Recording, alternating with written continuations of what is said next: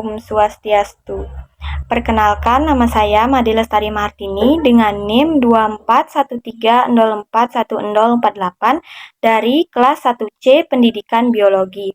Di sini saya akan menyampaikan hasil analisis saya mengenai tokoh pendidikan abad pertengahan sampai abad 21 yang inspiratif, di mana saya mengambil tokoh Saint Piaget.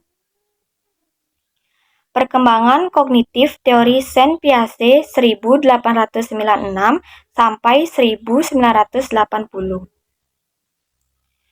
Langsung saja pada pembahasan yang pertama, yaitu latar belakang Saint Piaget. Saint Piaget memperkenalkan sejumlah ide dan konsep untuk mendeskripsikan dan menjelaskan perubahan-perubahan dalam pemikiran logis yang diamatinya pada anak-anak dan orang dewasa. Perkembangan kognitif dimulai dari proses-proses berpikir secara konkret sampai dengan yang lebih tinggi, yaitu konsep-konsep abstrak dan logis.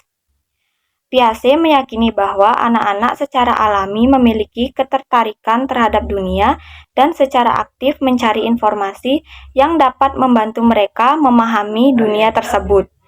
Sebagai seorang pakar yang banyak melakukan penelitian tentang tingkat perkembangan kemampuan kognitif manusia, Piaget mengemukakan dalam teorinya bahwa kemampuan kognitif manusia terdiri atas 4 tahapan, dimulai dari lahir hingga dewasa.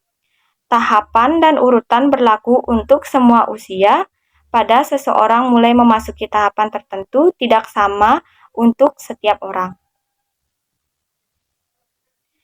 Nah, alasan saya memilih tokoh pendidikan abad pertengahan, yaitu tokohnya adalah Saint Piaget, karena Saint Piaget merupakan tokoh yang menginspirasi tentang teori perkembangan kognitif bagi semua kalangan usia.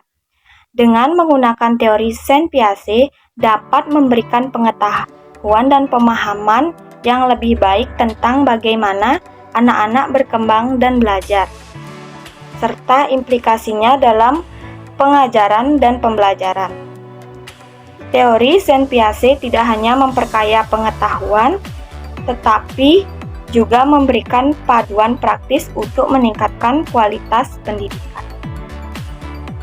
Pembahasan yang kedua yaitu biografi dari Saint Piaget. Saint Piaget lahir pada tanggal 9 Agustus 1896 di Neuchâtel, Swiss. Ayah beliau adalah seorang ahli sejarah dengan spesialisasi sejarah abad pertengahan.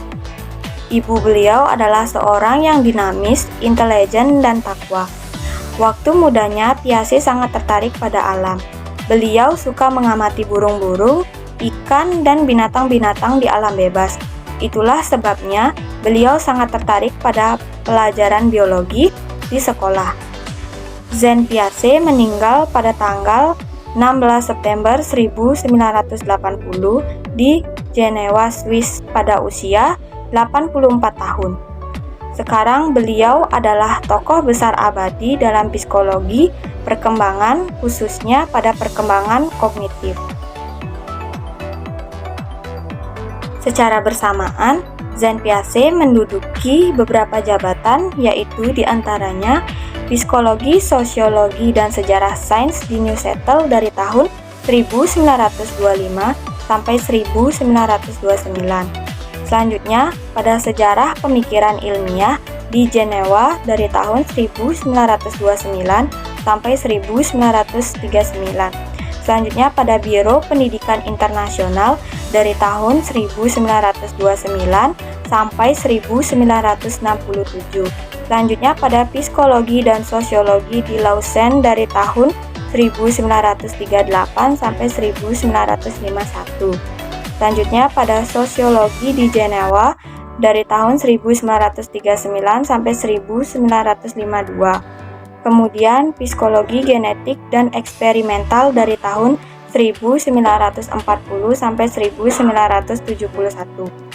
Saint Piaget kabarnya adalah satu-satunya orang Swiss yang diundang ke Sorbonne dari tahun 1952 sampai 1963. Pada tahun 1955, beliau mendirikan dan mengarahkan pusat internasional untuk epistemologi genetik hingga kematiannya.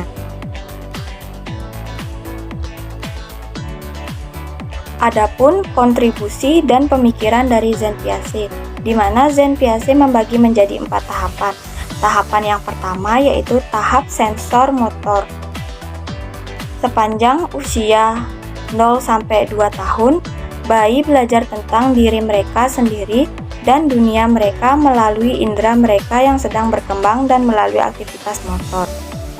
Artinya, dalam peringkat ini, anak hanya mampu melakukan pengenalan lingkungan dengan melalui alat indrianya dan pergerakannya. Yang kedua yaitu tahap praoperasional. Pada fase ini terjadi pada rentan usia 2-7 tahun. Pada tahap ini, anak mulai mengekspresikan dunia dengan kata-kata dan gambar-gambar. Kata-kata dan gambar-gambar ini menunjukkan adanya peningkatan pemikiran simbolis dan melampaui hubungan internasional indrawi dan tindakan fisik. Cara berpikir anak pada tingkat ini bersifat tidak sistematis, tidak konsisten, dan tidak logis. Kemudian tahap yang ketiga yaitu tahap operasional konkret. Tahap operasional konkret terjadi pada rentang usia 7-11 tahun. Pada tahap ini akan dapat berpikir secara logis mengenai peristiwa-peristiwa yang konkret dan mengklasifikasikan benda-benda ke dalam bentuk-bentuk yang berbeda. Kemampuan untuk mengklasifikasikan sesuatu sudah ada, tetapi belum bisa memecahkan problem-problem abstrak. Operasi konkret adalah tindakan mental yang bisa dibalikkan yang berkaitan dengan objek konkret nyata. Tahap yang keempat yaitu tahap operasional formal. Tahap operasional formal ada pada rentan usia 11 tahun sampai dewasa. Pada fase ini dikenal juga dengan masa remaja, masa berpikir dengan cara lebih abstrak, logis, dan lebih idealistik. Tahap operasional formal usia 11-15 tahun. Pada tahap ini individu sudah mulai memikirkan pengalaman konkret dan pemikirannya secara lebih abstrak, idealis, dan logis. Nah, pembahasan yang selanjutnya yaitu relevansi teori Piaget dalam pendidikan modern. Meskipun teori belajar Piaget pertama kali dikembangkan pada pertengahan abad ke-20, konsep-konsepnya tetap relevan dalam pendidikan modern. Penggunaan teknologi dan pendekatan pembelajaran yang berfokus pada pengalaman juga mencerminkan prinsip-prinsip konstruktivisme Piagetian. Di era digital, pendidikan daring dapat memanfaatkan interaktif dan simulasi untuk memfasilitasi pembelajaran aktif. Penggunaan alat-alat interaktif dan eksperimen virtual dapat membantu siswa menjalani pengalaman belajar yang lebih mendalam. Pendekatan berbasis masalah juga sering digunakan dalam pendidikan modern yang sesuai dengan konsep Piaget tentang memecahkan masalah yang kompleks. Ini melibatkan siswa dalam pengembangan pemahaman mereka sendiri melalui eksplorasi dan penemuan.